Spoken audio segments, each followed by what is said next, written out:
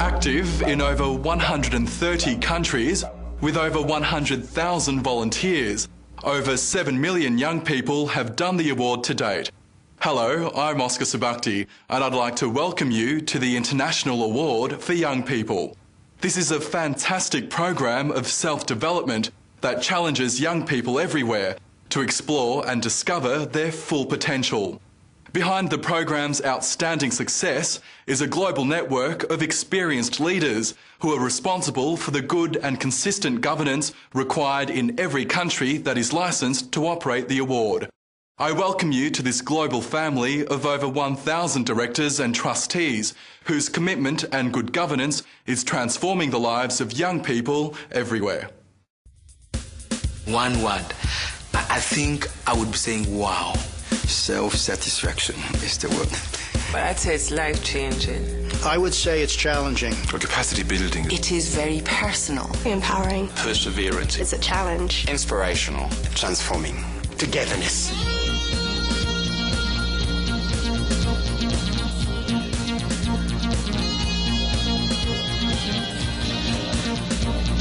The thing I like about the award, it's for 14 to 25-year-olds, and it's almost that period where you transition from being a child into an adult. The award program is divided into 4 sections, each with 3 levels. Those levels, they bring out the aspect of progression and also the aspect of stickability and sustaining what you want to do in life. It's very empowering because it shows the youth what we can do. The 4 components, the skills, the service, the physical recreation, and the expedition, they all really lead into creating a more universal individual. I think the award for me is about change, it's about transformation, and I've seen it at work. Not just simply affecting individual lives, but also the context in which people live their lives. And when I came across the award, it was clearly making a difference. I think what's unique about the award is it is very personal and it's non-competitive, that any young person in any circumstances can benefit and get something out of it. The International Award Association can issue 1 national licence per country to an approved national award authority. If there is no national award authority in a country, the award can be run through approved independent operators. Each national award authority has a governing body, which appoints a national director to implement the objectives. The National Award Authority can licence other organisations to deliver the program. We could be talking about sports organisations, educational institutions, or employer groups. The corporate sector has decided to do a corporate social responsibility. We are teaming up with corporates which employ youth in thousands in the BPO sector. In Kenya, for example, we are able to patch, for example, on the government. The Ministry of Youth Affairs and Sports do run youth programs. So we go and patch on the existing programs. For example, if you look at schools, they have activities that are ongoing. For example, they might have a wildlife club, they might have scouting, guiding, and all that. So what we do, we go and patch them. So patch on what they're already doing. So that becomes more of a program as opposed to being an organization. Now, what I found about the award is that it had all the properties of a gas. It would expand to fit the shape of whatever your container was. And if your container was a well-off secondary school, it would expand to fit the shape of that container and strengthen the walls of that container. If you worked or were part of a marginalised youth group in Limerick City, where I live, that it would expand to fit the shape of that container. If you were a young person serving a prison sentence within the prison system in Ireland, you can do your award within the prison system. You can take this award programme, you can put it into the prison system, and it will expand to fit the shape of the prison container. We're a programme, not an organisation, but we still require an organisational structure through which we can function. You need strong governance principles. You need to be running it in a proper manner. Determining the governance of the award in a country is the single most important thing a board can do. In practice, they would be considering what is the right legal structure for the National Award Authority. They'd be looking at its strategic direction. They'd be looking at its value sets, its policy framework.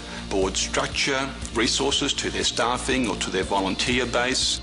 Essentially, the Board of Management are responsible basically for the strategic direction of the organisation and ensuring in broad terms that it achieves its objectives as set down in whatever its constitutional document is. It sets the goals it wants to achieve. These are typically linked into the country's priorities. So if there's very high unemployment in the youth in the country, or there's certain sectors that need priority, the board should be close to that and monitoring that and picking up on those. Its job is to recruit appropriate people at an executive level to discharge those objectives and then to go about achieving those objectives. The single most important decision a board makes is the appointment of the national director. It's the pivotal role for the organisation in terms of implementing strategy, implementing its objects. The national director basically implements management issues, while the board are involved in issues of leadership.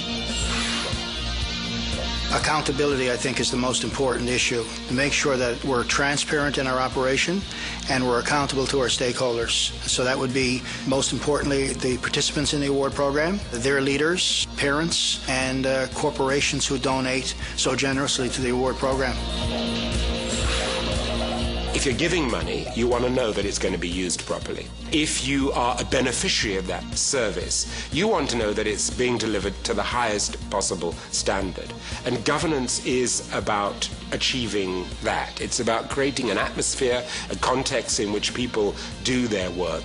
So it's not about you. That's the basic thing. It's not about you. It's about the delivery of the program. So it's important to sometimes just stop and say, okay, this is what the program is about.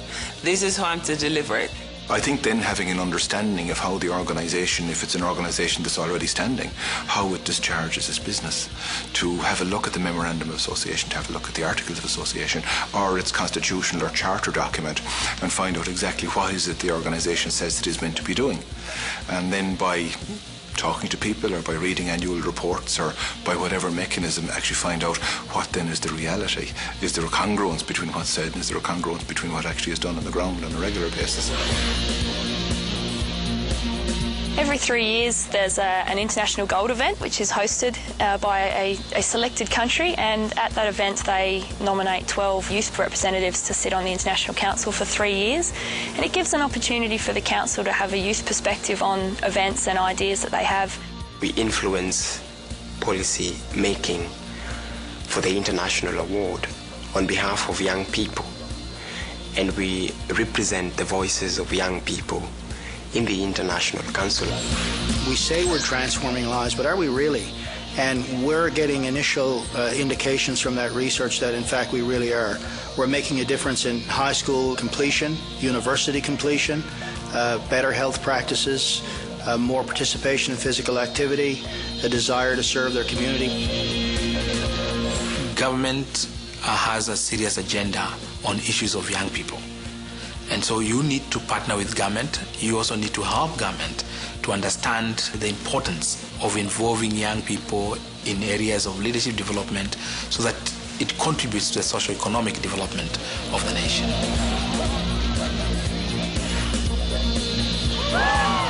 I hope that we can have as many countries in the award as there are countries in the United Nations, and that we can deliver the award to everybody who needs it. The opportunities are limitless, quite frankly. There's a lot of people in the world. We've got out to 6 million. There's another 5 or 6 billion to go. And that's the opportunity. This is special work, you know, the way I would view it. I mean, I'm on a third career effectively, so I am. And this is a job that if you're into it and have an understanding of it, it can be hugely positive and sustaining, not just for yourself, but for everybody around you as well. When you're working with the Duke of Edinburgh Award, your end product is somebody who has changed and blossomed before your very eyes. When you're working with a corporation, you're worried about the bottom line. Okay, are we making enough money? Our currency is people. Think about what you bring to the award. Think what you bring to the table. Think also what it was, not only that drew you to the award, but what drew the award to you. I mean, yeah, you found the award, but the award also found you at the end of the day, one way or the other. Whether you are taking on a role as a national director or whether you're joining one of the governance institutions of the award. So just take time to reflect on that and don't lose whatever that was.